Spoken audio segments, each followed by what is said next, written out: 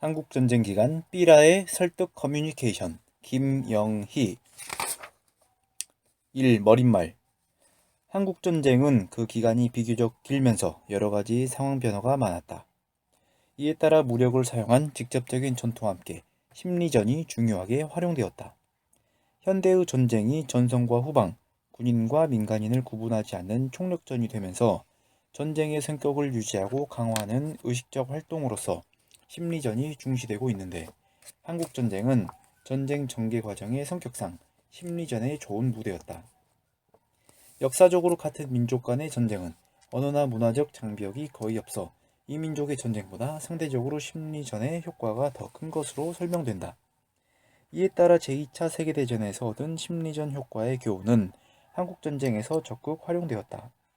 심리전은 뒤에서 다시 살펴보겠지만 한마디로 선전이라는 설득 커뮤니케이션을 통한 전쟁이다. 그런 점에서 한국전쟁은 커뮤니케이션 학적 시각에서 분석이 필요한 연구 과제들이 적지 않다. 그 가운데 하나가 한국전쟁의 심리전에서 가장 많이 활용된 매체인 삐라에 관한 커뮤니케이션 학적 분석이다. 이윤규의 책 이름이 말하듯이 당시 삐라는 들리지 않던 총성이고 종이폭탄이며 심리전의 보병으로서 미국 육군부 장관 페이스가 적을 삐라에 파묻어 버릴 것을 명령했을 정도로 매우 중요한 전쟁 수단이었다. 전쟁이 일어난 지 3일째 되던 6월 28일 미 극동군 심리전과에서 무려 1176만 장이나 되는 엄청난 분량의 삐라가 처음 제작 살포되었다. 이어 그해 10월 말에 1억 장, 1951년 1월 26일에 2억 장을 돌파했으며 11월 말까지 8억 장을 넘어섰고 전쟁 발발에서 휴전까지 25억 장 이상의 삐라가 살포되었다고 한다. 북한군과 중국군은 심리전을 적군과의 공작, 적공이라고 표현하여 작전을 수행하면서 역시 삐라를 적극 활용하였다. 이처럼 한국전쟁의 심리전에서 삐라는 매우 중요한 위치를 차지했다. 이 연구는 한국전쟁의 심리전에서 삐라가 갖는 역사적, 커뮤니케이션적 영향과 중요성에 주목하여 당시 유엔군을 대표한 미군 및 북한군과 중국군이 제작 살포한 삐라의 커뮤니케이션적 특성을 분석하는 것을 그 목적으로 한다. 이를 위해 선행 연구 성과를 검토한 후 한국전쟁의 성격과 심리전 운용 양상을 고찰하고자 한다. 이어 전쟁 발발의 상황 이해를 위해 한국전쟁 직전 한국 정부가 북한에 살포한 삐라 42건을 살펴볼 것이다. 이러한 고찰을 바탕으로 미군과 북한군 및 중국군이 살포한 삐라 448건에 대해서 분석하고자 한다. 끝으로 분석 결과에 기초하여 한국전쟁 기간 발행되었던 삐라의 설득 커뮤니케이션으로서의 전반적인 특징과 경향을 논의하고 그 역사적 의미를 해석할 것이다. 2장. 기존 문헌 검토와 분석 방법. 선전은 광고, 홍보와 함께 대표적인 설득 커뮤니케이션 유형이다. 선전이란 선전을 하는 사람이 원하는 반응을 얻기 위해 인식을 형성시키고 인지 내용을 조작하며 행동을 이끌기 위한 조직적이고 체계적인 시도이다. 선전을 활용한 전쟁인 심리전은 한국전쟁 당시의 심리전을 분석, 평가하는 작업에 참여했던 도어티에 의하면 국가적인 목적과 목표의 달성을 지원하기 위해 적, 중립국 및 우호적인 해외 집단의 의견, 감정, 태도, 행동에 영향을 미치기 위해 선전과 다른 조치들의 의도된 사용으로 정의된다. 제1차 세계대전의 선전 효과를 연구하여 선전이라는 설득 커뮤니케이션 이론을 정립하는 데 기여한 초기의 대표적인 학자는 라스웰이었다. 그는 1차 세계대전 당시 선전이 특히 영국과 미국 등 동맹국 국민들에게 독일에 대한 적대감을 유발시키는 데 큰 효과가 있다는 사실을 밝혔다. 미국의 대내 선전을 담당한 공보위원회의 선전 활동은 위원장이었던 크릴이 분석하여 선전의 막강한 영향력을 확인했다. 제2차 세계대전에서 선전은 더욱 중요하게 활용되었다. 미국의 경우 전쟁성 산하 정보교육부가 선전에 관한 연구와 평가 업무를 담당했는데, 여기서 병사들을 위한 심리 전략과 홍보 영화의 효과에 관한 호블랜드의 연구는 전후 현대 설득 커뮤니케이션 이론으로 발전했다. 한국전쟁 당시에는 미 육군의 연구 영역을 받은 존스 홉킨스 대학의 작전연구소를 중심으로 한국전쟁 기간의 심리전 운영과 결과 분석, 평가 등 다양한 연구를 수행하였다. 그 후 1950에서 60년대에 심리전 연구가 꾸준하게 진행되어 심리전의 본질, 대상 수용자, 메시지 내용, 효과 관련 요인 및 방법 등이 커뮤니케이션인 관점에서 본격적으로 연구되었다.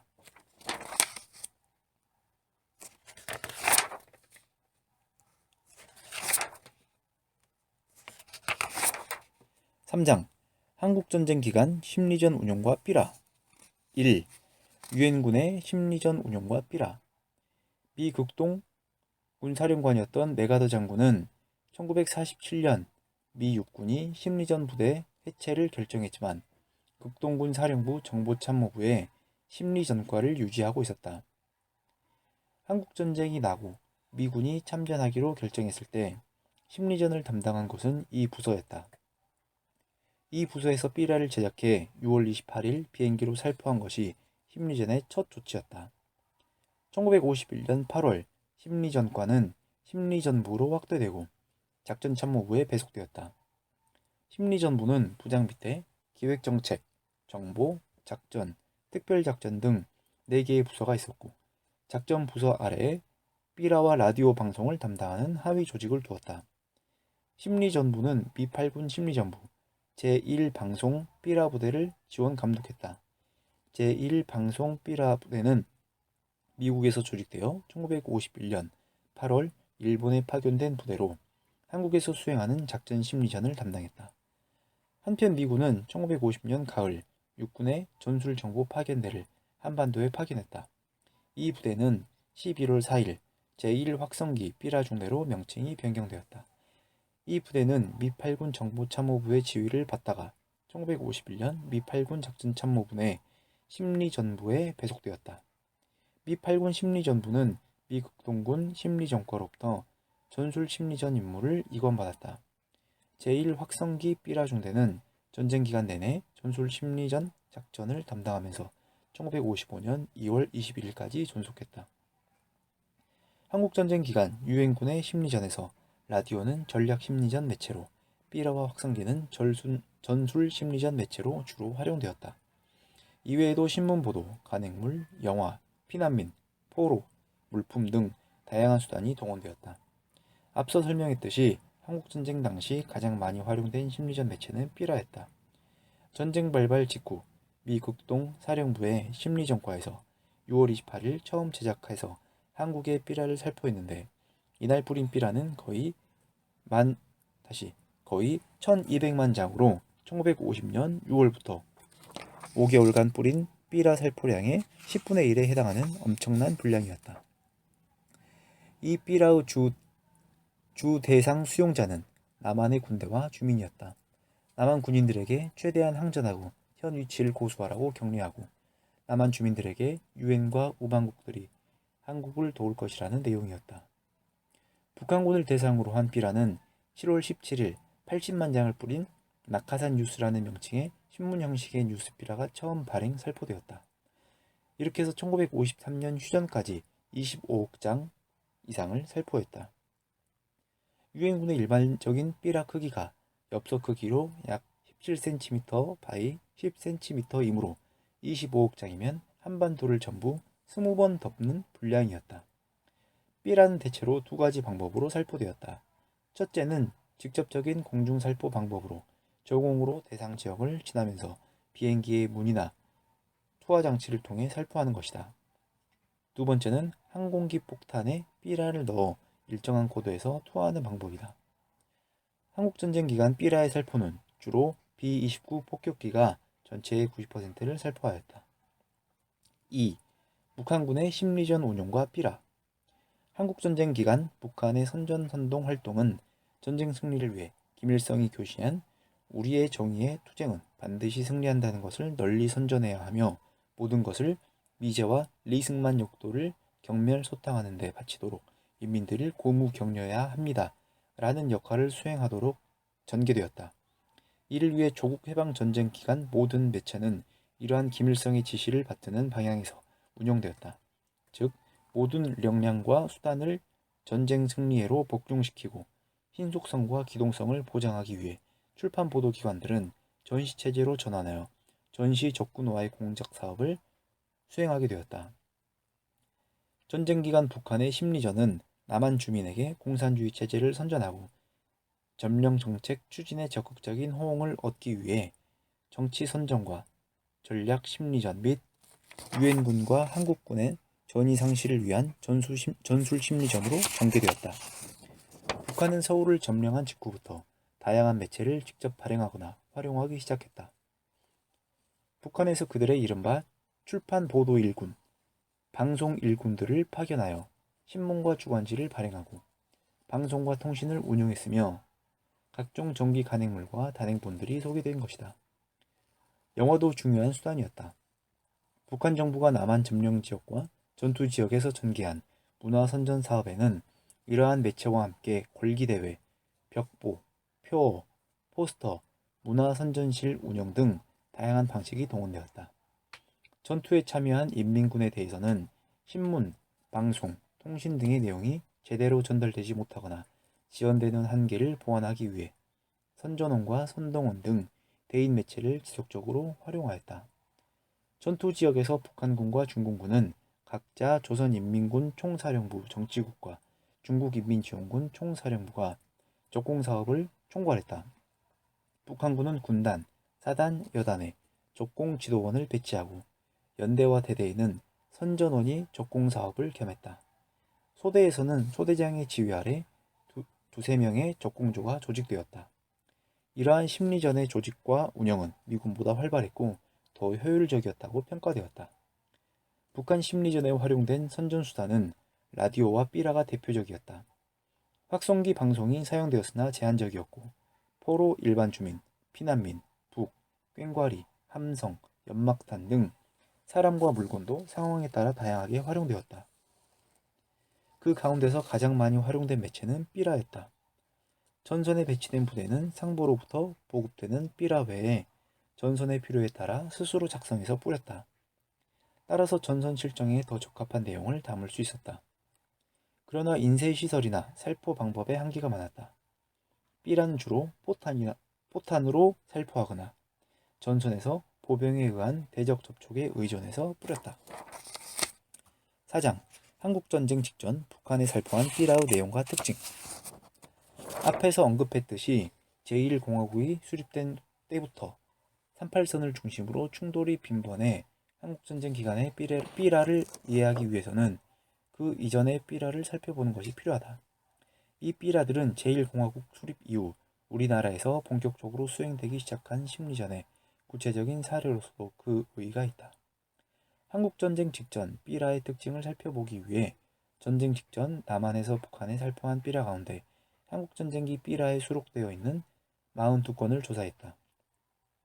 먼저 42건의 삐라 주제는 귀순 권유가 32건으로 그 대부분을 차지했다. 그 밖에 공산 독재를 타도하여 국도 통일을 이루자는 내용이 5건, 공산 독재 비판 3건, 공산 정권과 사병 사이를 이간질시키려는 내용과 전위 상실을 유도하는 내용이 1건이었다. 뒤에서 살펴보는 전쟁기간 삐라의 주제에서도 귀순을 권유하는 내용의 삐라가 가장 많은 데서 알 수 있듯이 심리전의 삐라 주체는 귀순 권유가 가장 중요한 주제라고 할 수 있다. 귀순 권유 삐라에는 국군 전방 50m 지점에서 무기를 땅에 벗어놓고 이승만 박사 만세를 고함쳐 부르고 국군이 나가면 그 호령대로 행동하면 된다는 문장을 박스 처리해서 자주 포함한 것이 특징이었다. 다음으로 공산 독재 타도나 공산 독재 비판을 합하면 8건으로 당시 남북한이 이념적으로 대립하고 있는 상황임을 삐라 주제에서도 확인할 수 있다. 이 주제의 삐라들은 남한이 북한을 공격할지도 모른다고 오해할 수도 있을 정도로 매우 공격적인 표현을 사용했다. 공산 정권, 장교 등과 사병과의 이간 획책이나 전위 상실 유도 역시 중요한 심리 전략 주제이다. 다음은 관련 내용을 담은 언어로만 구성한 2건의 삐라 내용물이다. 다시 생각해보라. 소련을 조국으로 하기 위하여 결사적으로 싸울 필요가 있을까? 소련, 스탈린, 김일성, 공산당, 인민군, 패전, 주검, 멸망 같다. 원수를 갚아야 하오. 안 갚으면 우리도 죽소. 우리 정부는 벌써부터 모든 계획 다 세우고 모든 준비 다 해놓고 이웃나라 못나라 48국과 합심하여 소련에게 원수 갚을 거요. 북한 허수아비 매국노 다 몰아낼 것이요. 한편 삐라의 대상 수용자는 북한군을 대상으로 한 것이 33건이었는데 그 대부분이 38전을 경비하는 38경비대 소속 군인이 대상이었다. 이것은 전쟁 직전 38전을 사이에 두고 전투가 계속되면서 주로 38전을 경비하는 북한군을 대상으로 삐라를 살포했다는 것을 말해준다. 나머지는 북한 주민, 공산당원이었고 월북한 국군을 대상으로 한 삐라가 한 건이었다. 5장 한국전쟁 기간 삐라의 내용과 특징 1. 삐라의 주요 주제 발행 주체가 어디인가 상관없이 가장 많은 비중을 차지한 삐라의 중심 주제는 전쟁 직전의 남한군 발행 삐라 주제와 마찬가지로 귀순을 권유하는 내용이었는데 모두 115건으로 전체 삐라의 34.6%를 차지했다. 귀순 권유는 비슷한 문장의 안전보장증명서와 먼저 귀순한 사람들의 안정되고 평화로운 생활을 보여주는 그림과 사진을 문장과 함께 구성한 삐라가 반복적으로 사용되었다. 구체적으로 귀순 방법을 설명한 삐라도 있었다. 다음 그림 2는 안전보장증명서 형식으로 구성된 미군의 전형적인 귀순 권유 삐라이다. 선전의 기본 원리인 단순화와 반복의 원리가 충실하게 적용되어 있음을 알 수 있다. 변화를 주면서 반복하는 기법이 활용되는 것은 반복이 진실을 만드는 역할을 하기 때문이다. 감성적이며 위협적인 소구 방식으로는 귀순을 권유한 북한군 삐라의 예를 살펴보면 다음과 같다. 적절한 공포는 사람들의 생각과 에너지를 위험 요인 제거에 쏟게 하고 그 외의 다른 것은 생각하지 못하게 만드는 효과가 있다. 351 고지는 소위 국방군 제5사단 주검의 고지다. 살려면 인민군 편으로 귀순하거나 그 고지를 도망하라. 351 고지에서 살상된 국방군수 2,904명. 그 다음으로 많은 삐라의 주제는 전이상실을 유도하고 향수를 자극한 내용이 모두 73건으로 16.3%를 차지했다. 다음은 유엔군이 살포한 전이상실을 유도한 삐라의 내용 일부이다. 앙상한 나무와 바람이 배경 그림이다. 이성적이며 감성적인 소구 방법을 복합적으로 활용한 삐라라고 할 수 있다. 또다시 겨울이 닥쳐온다. 이번 겨울에 제구는 얼어 죽고 말 것이다. 냄새나는 구덩이 속에서 추위와 굶주림으로 이 겨울을 날 필요가 어디 있는가.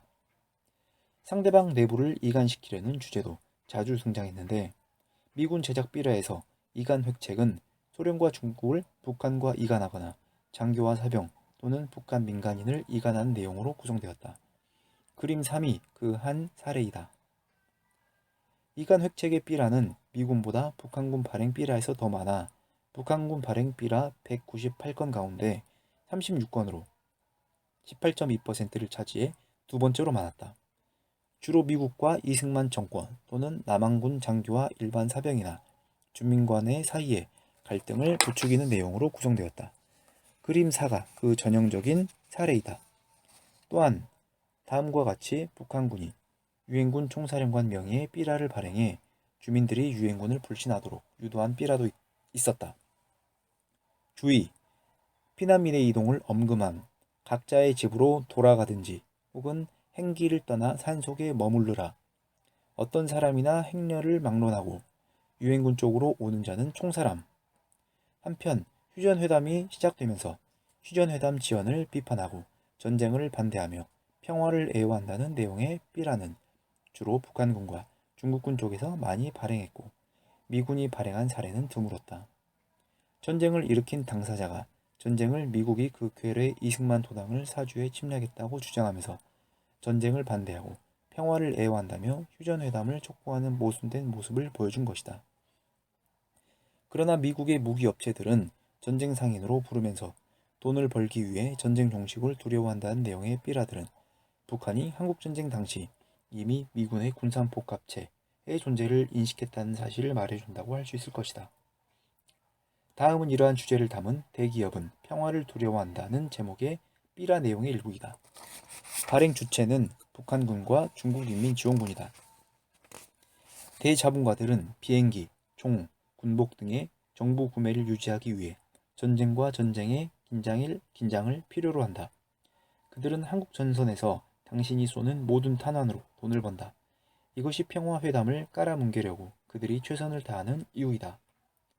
유엔군의 정책과 방침을 설명하는 삐라는 당연히 미군 발행 삐라에만 31건이 있어 미군 삐라 전체의 16.4%를 차지했다.